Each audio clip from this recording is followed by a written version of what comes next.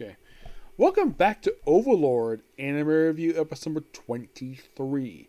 Now, the last time I reviewed one of these things for this series. Now, as far as I've heard, before I'm talking about this book here, which is Overlord Book 15, The Half-Elf Demigod. That's the name of the book in particular. So, before I talk about this book, I should mention this. I do not know when the movies are going to come out for Overlord. The ones like that, books 13, 14. 12 and 13. As last I heard, presumably this summer. But that's the last I heard. There is no confirmation about that yet. So, also,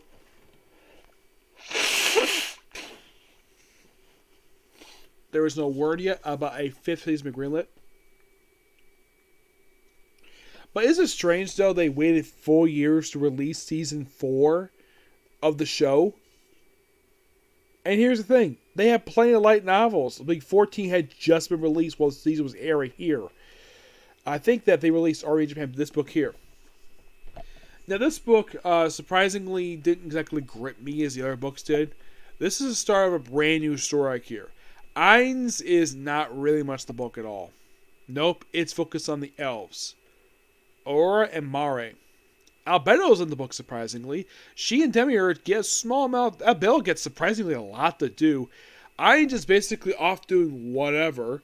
So, the whole story of this one is that the Dark Elves go to Dark Elf country, form a basically alliance with them, and the Hypocrisy attacks. And this here is actually one of the Elders. That's what this bear is, which is interesting. I think Soulbond, his artwork is really good here. If you're curious, though, how long is this book? 225 pages. And you're thinking, what? Really? 225 pages? For a book usually longer than this? Yes, which makes this one of the more shorter books I've read. And mostly put, from what I can tell, everybody's name is pretty accurate. The only thing this book series still does, the Yen Press publication, I've talked to Andy News about, I mentioned, even he finds this quite stupid. Okay, now, in the anime, in the manga, and fan translations of this series, Ainz Kingdom is referred to as the Sorcerer Kingdom. In this book series, in this publication, in this translation only, is the only time it's ever referred to as the Nation of Darkness. Yeah. Unlike other books that constantly get names wrong, this one, nope.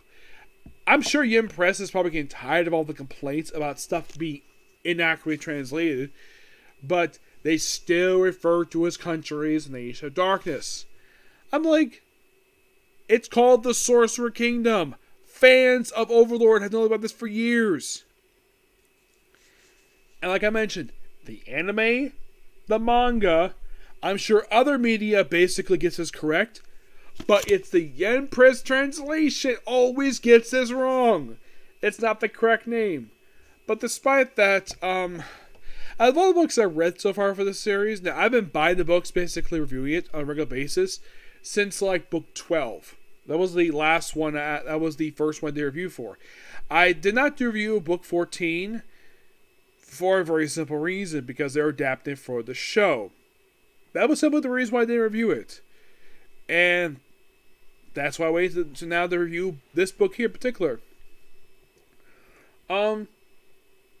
This book is just okay at best, but overall, of the books I've been reviewing so far, this is the 6th book I reviewed for the series, and this is the weakest book. This is just okay.